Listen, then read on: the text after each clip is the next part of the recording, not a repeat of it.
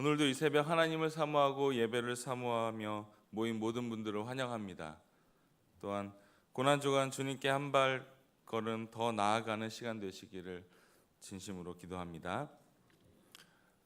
오늘 본문은 우리가 비교적 잘 아는 사건입니다. 예수님께 향유를 부은 사건이죠.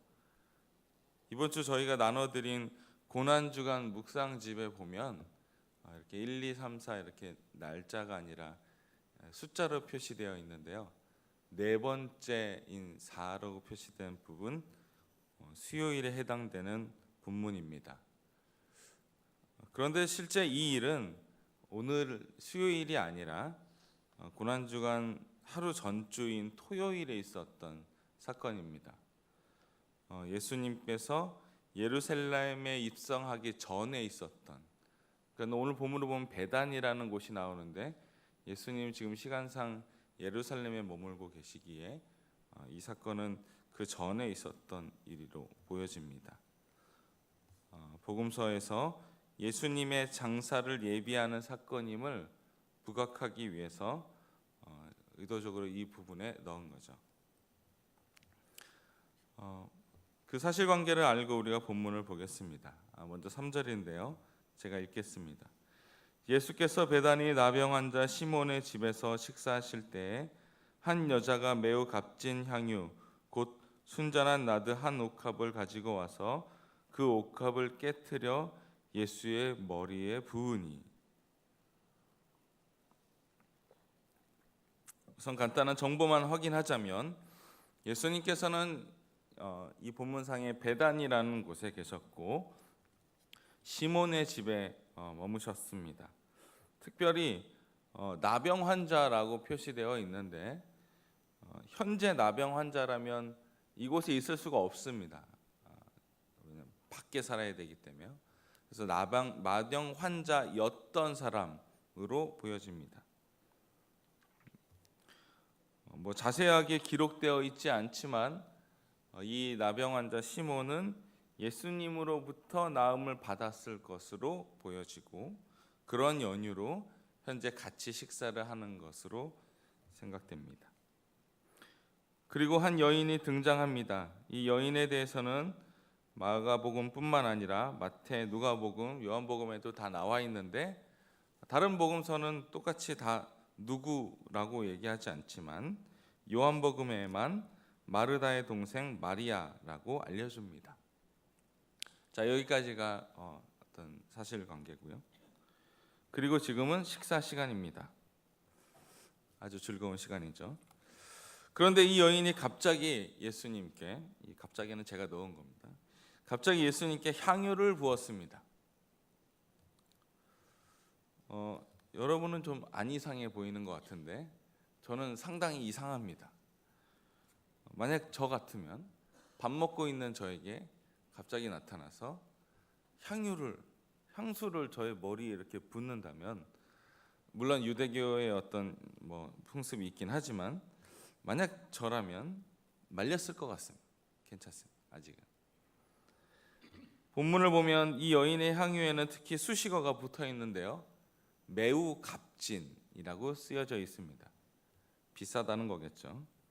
당시 나드는 동인도산 식물에서 즙을 낸 향기로운 향수 기름입니다. 말만 들어도 매우 귀하고 흔히 볼 수 없는 그런 것으로 보여집니다. 물론 뒷부분 우리가 본문상으로 봤을 때 이 나드 한 옥합은 300데나리온, 그러니까 어떤 한 노동자가 1년치 정도 되는 월급을, 그러니까 연봉을 들여야 살 수 있는 아주 값진 것입니다. 보통 학자들은 이 향유가 평생 한 번, 보통 결혼 때 이것을 소모할 용도로 갖고 있는다고 합니다. 아시겠지만 이 본문의 여인이 만약 마리아라면 이 오빠가 죽었을 때도 쓰지 않았던 겁니다. 오빠는 이미 전에 이미 이제 부활을 경험했으니까 그 정도로 귀한 이 향유를 지금 예수님께 부어드리고 있는 겁니다. 자, 이 광경을 본 사람들의 반응이 매우 격합니다. 4절을 보니 어떤 사람들이 화를 내어 서로 말하되 어찌하여 이 향유를 허비하는가 라고 말합니다. 마태복음 평행 본문에 보면 제자들이 보고 분개하여 이르되 무슨 의도로 이것을 허비하느냐라고 얘기합니다. 제 눈에 허비가 눈에 들어왔습니다. 이 일을 보고 주변에 있던 사람들이 화가 났다는 거죠. 분개했다는 겁니다. 그들은 여인이 예수님께 향유를 부은 것에 대해, 다시 말하면 값비싼 향유를 허비한 것에 대해서 이 여인의 행동이 무모하다고 생각하여 이 행동을 지적하고 있는 겁니다. 향유를 쓸모없게 완전히 버린 것에 대해서 말이죠. 비난하는 사람들의 마음이 이 여인의 행동이 합리적이지 못하다, 이 여인의 행동이 효율적이지 못하다라고 생각했습니다. 차라리 그것을 팔아서 가난한 자들을 돕는 것이 좋겠다라고 말하죠. 가만 생각해 보면 1년치 월급을, 그러니까 연봉이죠. 연봉을 가난한 사람을 돕는다면 아마 많은 사람에게 혜택이 갔겠죠. 이것이 바로 이성적인 생각입니다. 그리고 요한복음 12장에 보면 이 생각을 한 사람이 가룟 유다였다라고 얘기합니다. 자, 그렇다면 성도 여러분은 이 사건에 대해서 어떻게 생각하십니까? 이 여인의 행동이 정말 비난받아야 마땅합니까? 독일의 유명한 신학자 폴 틸리는 이 부분을 가지고 거룩한 낭비라는 단어를 썼습니다. 주님께 향유를 부은 것은 분명 허비 같고 낭비 같지만 그것이 거룩한 낭비라는 거죠. 낭비에는 나쁜 낭비가 있고 거룩한 낭비가 있습니다. 나쁜 낭비는 재물이나 시간을 자기 마음대로 헤프게 쓰는 걸 말합니다. 하지만 이 거룩한 낭비는 자녀를 위한 어머니의 사랑이, 또는 사랑하는 자녀를 위해서 어떤 시간을 할애하는 것, 사랑하는 남편을 향해 아내의 낭비가, 거룩한 가족들을 위한 남편들의 헌신이 바로 그런 거룩한 낭비 아니겠습니까? 자, 이 사건에 대한 예수님의 생각은 앞에 나온 제자들과 좀 달랐습니다. 6절입니다. 6절 우리 다 같이 한번 읽겠습니다. 시작. 예수께서 이르시되 가만두라, 너희가 어찌하여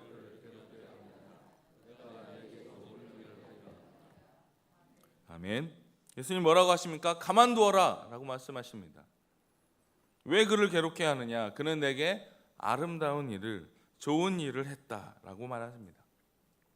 더 나아가 8절에는 이 행동이 예수님 자신의 장례를 미리 준비했다라고 말씀하십니다. 한 여인의 행동이 자신의 한 일이 어떤 의미를 지니고 있는지 알지 못한 채 한 행동을 결과적으로는 예수님의 그 대속의 죽음을 미리 예비한 사건이 되었던 거죠. 그리고 9절을 보면 이 사건을 복음이 전파되는 모든 곳에 기억하게 하라고 명하십니다. 참 놀라운 일입니다. 예수님은 8절에 있는 것처럼 그는 힘을 다하여 라는 표현을 쓰시며 이 여인의 진심을 알아주셨습니다. 예수님께 대한 자신의 마음을, 정성을 다해드렸다라는 것을 예수님은 알고 계셨습니다. 물질이 풍부하고 시간이 남아 돌아서 이런 일을 한 것이 아닙니다. 자신이 드릴 수 있는 최대의 것을 예수님을 위해 희생한 것이죠. 그렇다면 이것은 절대 비난받을 일이 아닙니다. 합리적이지 못하고 효율적이지 못한다고 해서 그것이 비난받을 일은 아니라는 거죠. 여러분의 삶에서도 이와 같은 드림이 있기를 바랍니다. 이번 고난주간 동안 우리의 힘을 다해 예수님께 나아가 우리의 사랑을 표현하는 시간 되시기를 바랍니다. 그것이 비록 세상 사람들이 보기에 합리적이지 못하고 이성적이지 못한다고 해도 가치 있는 일입니다.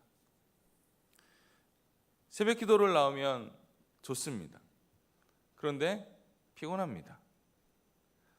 제가 학창 시절에 새벽 기도를, 특히 특세를 갔다 오면 학교에서 많이 졸았던 기억이 납니다.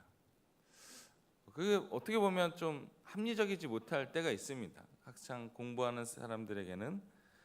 그런데 그 시간을 통해서 제가 하나님을 더 만났고, 물론 깨어있지 못한 시간도 있었지만 예배 시간에 그래도 그 시간을 제가 하나님께 드렸던 그 부분을 하나님께서는 귀히 여기셨던 것 같습니다. 예수님이 보여주신 최고의 사랑은 우리가 알듯이 십자가입니다. 예수님은 십자가 고난을 받으셨는데요.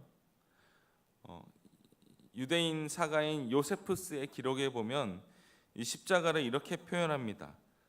사지를 뻗고서 처벌을 받을 때 그들은 사형틀을 그들의 운명으로 받아들인다. 그들은 포박을 당하여 가장 뼈아픈 고통을 받으며 못 박힌다. 그들의 시체는 새들의 먹이가 되고 개들은 모질게 씹어 먹는다. 보통 그 당시 십자가의 형틀을, 이 처형은 반란을 든 아주 큰 죄인들에게 들어지는 형벌입니다. 십자가형은 범죄자들에게 수일 동안 말로 형언할 수 없는 고통을 가한 후 죽도록 하는 아주 잔인한 형벌입니다. 그렇습니다. 예수님은 그 십자가 고난을 당하셨습니다. 히브리서 2장 18절에 보면요, 그가 시험을 받아 고난을 당하셨은즉 시험 받는 자들을 능히 도우실 수 있느니라. 이 고난을 당하실 필요가 없는 분이 우리를 위해서, 그러니까 우리 시험 받는 우리를 도와주시기 위해서 십자가를 당하셨다라는 거죠. 예수님 입장에서 보면 이 일은 극히 비효율적, 비합리적인 일일 것입니다. 하지만 예수님은 우리의 구원을 위해 합리적인 사고를 하지 않으셨습니다. 우리를 사랑하셔서 십자가를 지심으로 우리의 죄를 도말하셨습니다. 저와 여러분을 사랑하시는 그 사랑으로 우리가 지금 이 자리에 있는 것 아니겠습니까? 예수님도 십자가를 지시기 전에 아시지만 고민하셨습니다. 누가복음 22장 42절에 이르시되 아버지여 만일 아버지의 뜻이거든 이 잔을 내게서 옮기시옵소서. 그러나 내 원대로 마시옵고 아버지의 원대로 되기를 원하나이다 하시니, 예수님도 이 십자가의 고난 앞에 또 그 위대한 사명 앞에 어려워하셨습니다. 하지만 하나님의 뜻에 순종하기에, 또한 우리를 사랑하시기에 십자가를 지신 것입니다. 그러므로 우리는 그 십자가 사랑에 빚진 자된 마음을 갖고 살기를 원합니다. 더 나아가 우리 또한 그 사랑을 되돌려 드리는 삶과 행동이 있기를 바랍니다. 말씀 맺겠습니다. 소명이라는 영화가 예전에 있었습니다. 여러분도 아시다시피 아마존에서 선교하시는 강명관 선교사님의 이야기를 담은 다큐멘터리 영화입니다. 이 선교사님은 원래 한양외국어 고등학교 국어과 선생님이셨습니다. 그리고 명성교회 집사님이셨는데요. 제가 어떤 자료를 찾아보니까 그 당시에는 이제 선생님이 또 과외도 하셨는데, 그래서 뭐 선생님 하시면서 과외도 하시면서 한 달에 아주 많은 돈을 버셨답니다. 그리고 세상적으로는 잘 나가고 계셨지만 늘 주님을 최고로 사랑할 수 있는 길은 무엇일까 고민하며 사셨습니다. 그리고 지구상에 성경이 번역되지 않는 곳에 들어가 성경을 번역하는 성경 번역 선교사로 지원하게 됩니다. 이 일은 무척 오래 걸리는 일입니다. 말은 있지만 글이 없는 그런 부족이나 사람들에게 가서 글을 만들어야 하고 또 그 문화에 맞는 성경을 번역해야 합니다. 대부분 서구권 선교사들이 많은데 그 선교사님들이 자기 당대에 끝내지 못하고 또 자기 자녀들이나 다른 선교사에게 이렇게 물려주는 아주 어려운 사역입니다. 물론 우리나라는 선교사님이 들어오시기도 전에 이 번역된 성경이 있었지만 이건 아주 특이한 케이스고요. 상당수 복음을 받아들이는 곳에는 성경 번역이 필요합니다. 이 어려운 사역에 임할 때 주변에서 그런 말들을 했다고 합니다. 그곳 마을 주민은 200여 명밖에 되지 않는데 너무 소수를 위해서 평생을 바치는 것이 아니냐. 받은 달란트가 있다면 더 많은 곳에서 더 많은 사람에게 복음을 전하는 것이 효율적이지 않느냐. 연일 40도가 육박하는 열대 밀림 지역에서 아토피 피부를 가진 선교사님은 약한 자를 들어 쓰시는 하나님을 신뢰하며 믿음으로 나아간다고 고백했답니다. 복음에 빚진 자가 어찌 효율성을 따지며 사역할 수 있겠냐고 대답합니다. 다시 말하면 거룩한 낭비를 통해 예수님의 복음을 전할 수 있게 된다는 거죠. 우리나라도 그렇게 해서 복음을 받은 것이 아니겠습니까? 사랑하는 성도 여러분, 믿음은 효율성에서 따지는 것이 아닙니다. 우리의 마음을 다해 힘을 다해 아낌없이 하나님을 사랑하는 것입니다. 예수님이 죽기까지 보여주신 그 사랑이 저와 여러분 마음 가운데 깊이 뿌리 내려 우리 또한 그 사랑을 전하는 자가 되기를 바랍니다. 갈라디아서 2장 20절에 이렇게 말합니다. 내가 그리스도와 함께 십자가에 못 박혔나니 그런즉 이제는 내가 사는 것이 아니요 오직 내 안에 그리스도께서 사는 것이라. 이제 내가 육체 가운데 사는 것은 나를 사랑하사 나를 위하여 자기 자신을 버리신 하나님의 아들을 믿는 믿음 안에서 사는 것이라. 그렇습니다. 이제는 내가 사는 것이 아니고요, 내 안에 계신 예수님이 사시는 것입니다. 십자가는 그냥 모형이 아닙니다. 우리 목걸이에 거는 펜던트가 아닙니다. 아시겠지만 예수님의 십자가의 죽음에 대한 사인은 의학적으로 질식사입니다. 십자가의 수직으로 달리면 근육이 이 충격에 의해서 횡격막의 가슴 상태를 숨을 들이쉬게 한답니다. 그래서 숨을 내쉬기 위해서는 근육을 이완시켜야 하는데 그렇게 하기 위해서는 팔이나 발에 힘을 주어서 이 몸 자체를 들어야 합니다. 이미 십자가에 오래 못 박힌 사람에게는 쉬운 일이 아닙니다. 숨은 들여 마실 수 있지만 내뱉지 못하는 상태가 됐을 때 질식사합니다. 예수님은 그 고통을 십자가에서 당하셨습니다. 로마서 5장 8절에 우리가 아직 죄인 되었을 때 그리스도께서 우리를 위하여 죽으심으로 하나님께서 우리에 대한 자기의 사랑을 확증하셨느니라 라고 말합니다. 우리가 여전히 죄인 상태고 여전히 부족한 상태였지만 예수님은 십자가를 통해서 우리를 사랑하심을 말씀하십니다. 고난주간을 맞이하여 금식하고 절제하는 일로 좀 불편하시죠? 예수님은 우리를 위해 십자가의 고통도 마다하지 않으셨습니다. 오늘 우리의 모습을 되돌아보며 주님께 무엇을 드릴 수 있는지 묵상하는 하루가 되기를 바랍니다. 구별되고 정결하게 보내는 이번 한 주 또 고난주간이 되기를 바랍니다. 기도하겠습니다. 사랑과 은혜가 풍성하신 하나님, 우리를 위하여 십자가 고난 당하신 예수님, 고난주간 예수님의 그 십자가를 묵상하며 나아갑니다. 죽기까지 사랑하신 그 십자가 사랑을 기억하는 오늘 하루가 되게 하여 주옵소서. 더 나아가 그 사랑을 전하는 자가 될 수 있도록 하나님께서 늘 동행하여 주옵소서.